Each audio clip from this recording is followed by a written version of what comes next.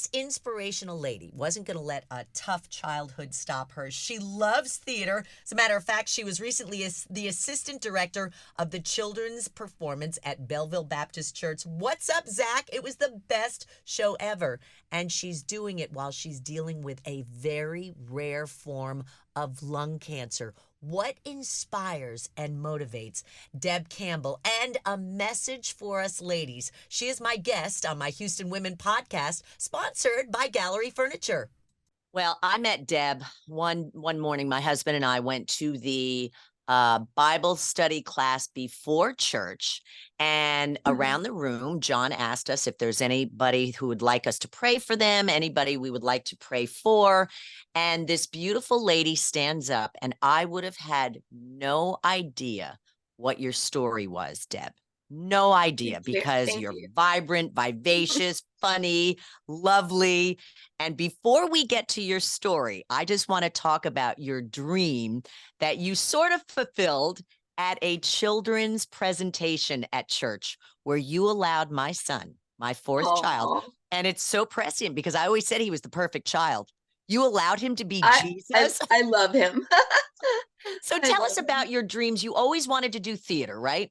I did. I've actually done theater since I was 12. Okay. And then it was my minor in college, and I was drama ministry director at 2 churches for 20 years. Wow. So I have done a lot of, and I also, before we moved from Gainesville, Texas, we were involved with Fairfield Stage up there, and I directed 2 Neil Simon plays. I love directing more than I do acting, but I was also in 3 plays. So, and then Galen was actually, my husband was in West Side Story up there. So we were very involved in theater before we moved to Belleville. That is amazing. So now you're at Belleville. It's a passion. Yeah. It's definitely a passion. The costumes, this was called... Well, that was all Miss Becky Bailey. I was there as a team player. So, okay. All right. But Becky Bailey, she was a mastermind behind it all. The costumes down to the set, everything. One of the best presentations ever. It was the tax collector, the little bitty short tax collector. Wasn't he great? He was amazing. Ends up having to go into a tree because Jesus is coming to town. And it was a wonderful production. Fun. We loved it. We loved it. It was fun. Thank you. So you're telling me that, this is your life. You love doing this. And I just kept remembering. It's been my passion. Yeah. So when I first met you, it was you talking about it's gotten really bad. You needed prayers for your new kid. We're talking about Deb's cancer. Yes, my second bout with cancer. Yes. So I did have breast cancer. Sorry, bleeding. I did have breast cancer in 2007, and it did go into remission. It was a stage 0, but it was high grade, fast moving, and went into remission. And I had radiation to the breast. And then in 2019, it went rogue and got like 6 times its size, which it was never supposed to grow or get smaller. And went with that. Nobody was listening to me, that something was wrong. I got patted. Oh, you're just at that age. Things are going to change. Well, how come the other side's not changing? And then in 2021, I ended up finally getting a full mastectomy, and come to find out there was precancerous cells in that breast. Wow. So, yeah. I have a lot to say about that too, about women being their own best advocate, because absolutely it is important. So the second time, I guess we can just, can I start from the beginning? Just talk about it. Just talk about it. Okay. So first I want to say that I'm a child of God first, and an honored wife, mama and a bonus mom, grandma and a Grammy, to 10 grandkids. Whoa. We're a blended family. My husband and I have been married 7 years. My husband, my son, my daughter, and my 2 grands that are here locally are my best medicine and my loves of my life. Yeah. I also have 5 women. You got to have women in your life that are strong and will pray for you. I have 5 strong women in my life that we've spanned. If you put all of the years we've known each other together, is over 90 years. Is that crazy? That is. And so they're my 5 ride or die. And God's just surrounded me with an amazing church and a support system my whole entire life, even before I was a believer. My life first is be still and know that I'm God. I find that humorous, and I think that God and I get a giggle of it, because being still is not in my wheelhouse. So I am not a Ew. still person. Yeah, right. I mean, when they tell me to rest, I'm like, that's so cute. Rest. But my go-to verse is Mark 16:33, which is, I've told you these things so that in me you may have peace, but in this world you will have trouble. Take heart, I have overcome the world. Because it's important to know that, especially in the situation I'm in right now. And I always say it's not a religion, it's a relationship with Jesus, right? Yeah. And my motto is love God, love people. Because when Jesus was asked by his disciples, what's the greatest of the commandments? He said, love the Lord your God with all your heart, mind, and soul. And the second is just as important, to love your neighbor as yourself. And Right. I really try to live that daily. I really do. So like I said, I survived breast cancer. And then in I had a cough since my early 30s. Misdiagnosed for 20 years. Every one time I went to a doctor, I said, "What is this cough?" And they'd say, "Oh, it's this, it's that, it's asthma, it's this asthma, it's that kind of asthma." No one ever said like COPD or anything like that. Well, in 2012, I there are no accidents, I know of God, but by accident, they found nodules in my lungs on a scan they were doing for something else. They called them nodules. They're actually tumors. Um, so MD Anderson followed them for 2 years, sent me on my merry way. Things got worse in 2018. I saw a lung specialist who decided to do surgical lung biopsies and wedge resections and found out that I had interstitial lung disease. So, not COPD, not asthma, and it's called DIPNIC, which is diffuse idiopathic pulmonary neuroendocrine cell hyperplasia. That's why they call it DIPNIC, because it's so long. Jeez. Right. So, I also have stage 4 neuroendocrine lung cancer. DIPNIC can turn to that, which mine did. It doesn't necessarily always, but it's women my age, usually of Caucasian race. Um, and some of them have had breast cancer. I think they just don't know enough about it. Neuroendocrine lung cancer is 1% of the neuroendocrine cancers, so it's rare. DIPNIC is rare of rare. We just recently did a study, according to my specialist in Nashville, that they only had 62 participants. So that'll tell you how new it is. So Right. there's no trials for what I have. There's nothing, because it hasn't been created. There's nothing out there. So what I have is not curable. It's not gonna go in remission. It's what did I say? It's just basically maintenance. Yeah. So Yeah. so last year I wasn't getting the answers I needed at MD Anderson, honestly. And I sought out a specialist who only does type of cancer I have and the interstitial lung disease I have, and went to Nashville, which I do still see him. I go in November. He's in Vanderbilt Ingram Cancer Center. And he said too, I feel like everything looks stable. It looks good. I'm going to take all of your scans from 2018 to my tumor board. We're going to look at them, and we'll see what comes up. 2 weeks later, I'm at mom's first. He calls me and he says, we need to have a chat. And I said, okay. He said, things are not stable. He said, we put all your scans together, and since 2018 to now, they have been growing more rapidly than the slow growing nature of this cancer. So what I would like you to do is get in touch with the lung transplant team, and I would like you to get on chemo. Right. Now, you have to know with neuroendocrine cancer, unless you are in a later stage or it has metastasized, which mine has both lungs, but outside of the lungs, say, they usually don't do chemo. So I was like, well, okay.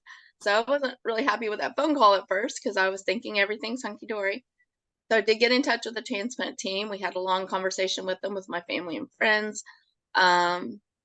They said, I'm sorry, but you're not a candidate. And the reason you're not a candidate, and we wouldn't even touch you, basically with a 10-foot pole, because of the extent of the malignancy in your lungs, we if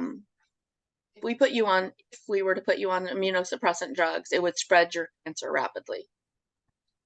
So, it's a God thing. I'm telling you, people think of that and say, well, there's no hope. There is hope, because I have Jesus. There's hope.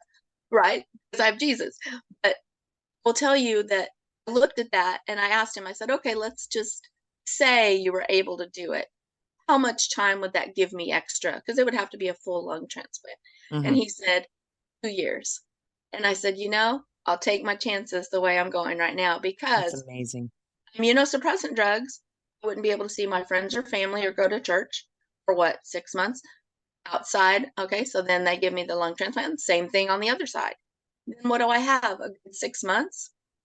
I'm going to take my chances on this side. So that's kind of where I am with that. I was on a 10 milligram, which is the highest dose of, it's daily oral chemo, which a lot of people hear and they think, oh, okay, it's the same as when you go to get an infusion. It's Right. just daily. And I was on the highest milligram, and in March, not being dramatic, but it's the truth, it almost killed me because the toxicity level got so bad in my system that I was very sick for a very long time. And so they lowered the dose. Well, they took me off for a while and then lowered the dose. The scans in March showed that it was doing what it's supposed to, which is to keep new growths from happening and to, start lessening the ones that are there, which it was doing. Well, now we're at a lower dose. And so now the question, and I'm waiting on Nashville to get back with me after they see the scans from June and compare them to March. Now that we're on a lower dose, is it doing the same thing? Yeah. And if it's not, what do we do next? Because I don't want to be taking something that I don't need to be taking, right? So anyway, but I always say, but God, right? He knows, he's in control. And I believe he can heal me from this. But you know what? And I'm going to praise him anyway. But if he doesn't, I'm going to praise him even more, because, man, the alternative is pretty cool. I know people don't think that, but the alternative is pretty cool. It's pretty cool. So I want to do a little PDA out to the ladies, if that's okay. Sure. So I said, please, ladies my age, which I'll be 61 in October. If you have a chronic cough that keeps being misdiagnosed as asthma or COPD, but nothing helps, ask about interstitial lung disease. Not all interstitial lung disease is cancerous. And most important, be your own advocate.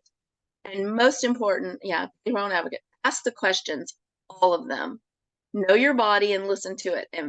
And fire the doctors who placate, ignore, or simply refuse to answer your questions or dismiss your symptoms because you're a woman.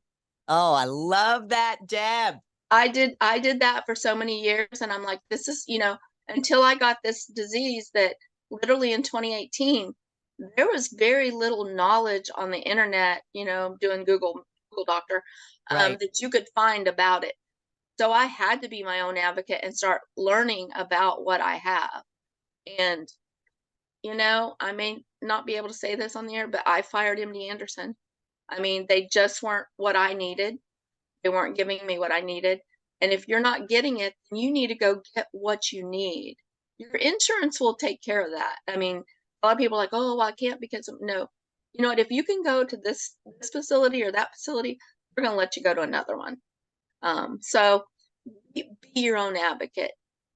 That's my main thing. But mostly, I just want people to know that Jesus is real, and he's out there. He's with us every day. Even when I didn't know him, he was with me through my whole life, and kind of paving the way. I've heard people say, well, if you could go back and be any age, what would you want to be? What would you want to be? And I said, I don't, because everything that's happened to me along the way has made me who I am. Just a little backstory. I won't get too much into it, but I grew up in a house where my mother was a abusive alcoholic. My dad was in the Navy, and they divorced when I was 2, and he died when I was 11. And so David Grace is going to come rescue me, right? So there's a lot that I could be angry about or, mad about. When I had my children at 30 and 32, I broke that cycle. I had become a Christian, and both of my children are Christians. They walk with the Lord. My daughter's married to a youth pastor, and my son is an archaeologist in the field. And God has just really blessed me with so much in my life. So What a I wonderful couldn't be more story. happy with who I am. You know, I like to get guests who delight people. And when I saw you on stage this Sunday, after I know you were very Oh ill, my and I'm like, gosh. is this the same woman? It's amazing. And hey, I've got a guess. Come here, Mitch. This is the guy who played My boy. Jesus. Yes. Hi. Hey, how you doing, How are Deb? you? I'm doing Nice to see good, just you. staying busy. Yeah. Oh, he's like one of my most favorite people in the world. I heard your lovely voice as I was sneaking up to say hi to my mom, Oh, and I was yay. like, "Oh, this is incredible!" I remember our conversation right before, Yes. right during when we were Right. doing We're the practice. backstage. Yes, Yeah. ma'am. Cool. Well, Cool. that's your treat for the day, okay? Thank you. Yes, it is. Hopefully I'll Well, get to see you soon in real person, in real life. Yes, absolutely. ma'am. What is Yes, that? ma'am. I'll What be is it around the this kids say? weekend. IRL? Yeah, You IRL. know, Yep, fancy yep. I think IRL. that was after my time, but that No, is it's definitely after my time. Well, this is Jesus, and this is Hi, Deb. Jesus. And Deb, you're the best. And I'm glad Thank that you are you. feeling great and Thank you're you. just amazing. And I wanted to share your story to give Thank people you. lots and lots of hope. Yes, and you know, and I would say, you know, I would give my number out to the world if they needed my help, because you got to have that person too that can help you and has been there, you know. Well, So anyone can contact me. And if they need to reach yes, you, we can please. definitely do it that way. I would love Okay. to do that. All All right. right, love. We will Thank see you you. at church. Yes, Take care. ma'am. Yes, And you ma'am. did excellent. Thank Thank you for you. joining Thank us. you. Thank you for having me.